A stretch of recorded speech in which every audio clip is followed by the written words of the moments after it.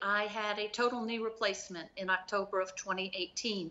And in the context of getting the medical clearance for the knee replacement, I had to have a mammogram. And the mammogram showed a breast cancer that had occurred in the year since my last mammogram. When I had the surgery for that breast cancer, they discovered a second breast cancer. And then shortly after that, there was a lump in my left thigh above where I'd had the knee replacement that was later diagnosed as soft tissue sarcoma that began to grow rather aggressively. So I was a perfectly healthy person, but because I had had another medical procedure in the context of preparing for that, one test led to another, led to another, led to another. And in the course of about 5 weeks, I was diagnosed with the 3 different rare cancers. Wow. Now, doctors in your state of Mississippi didn't initially make the 9/11 connection to your cancers. They were tipped off by your cell phone number. What went through your mind when they told you these illnesses were related to that day? Disbelief. It's been 18 years. I had watched congressional hearings because of the Victims' Compensation Fund. I have a lot of empathy for the first responders, and I had always considered myself very blessed, very fortunate that I had not been directly impacted. So when I was told that these health consequences that I was having were related, there was two things. There was a sense of disbelief, and there was almost a sense of, it can't be true. How could that be? I don't look like the dear souls that are dying and in such, a difficult situation. But lo and behold, fact is, I do have these cancers and I do have to treat them, and they are going to impact me for the rest of my life. I was told that these aren't cancers that in 5 years you get to say I'm cancer free. They can come back or have additional ones in 7 years, 10 years.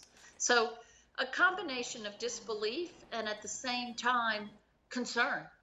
Now, Kate, I know it took your doctors a little while to realize that your cancer was connected to 9/11. Should more doctors around the country be educated about the effects of 9/11?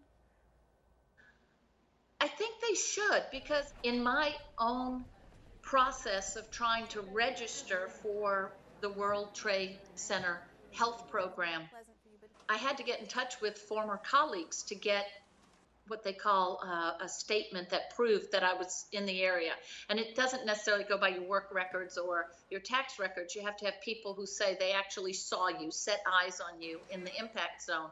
And I found out during that time that 4 of my former colleagues that had also left my employment, same employer I had moved to different parts of the country and the world and had passed away of unusual and aggressive cancers. And then I found out that I was one of 4 others in other parts of the country, none of us in Manhattan, who were currently being treated for these unusual cancers.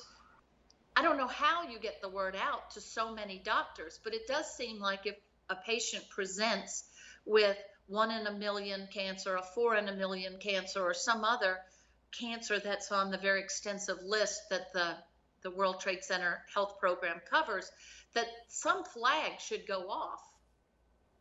What has kept you going through all these challenges? I mean, this sounds incredibly difficult.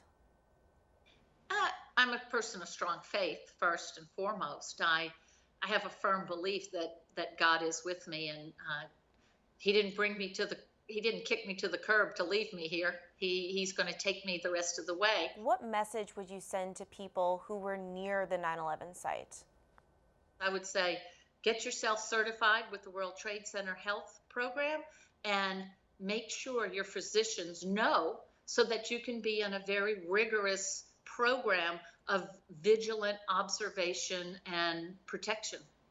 Kate Baragona, who's living with 9/11's legacy, thank you so much for being with us today.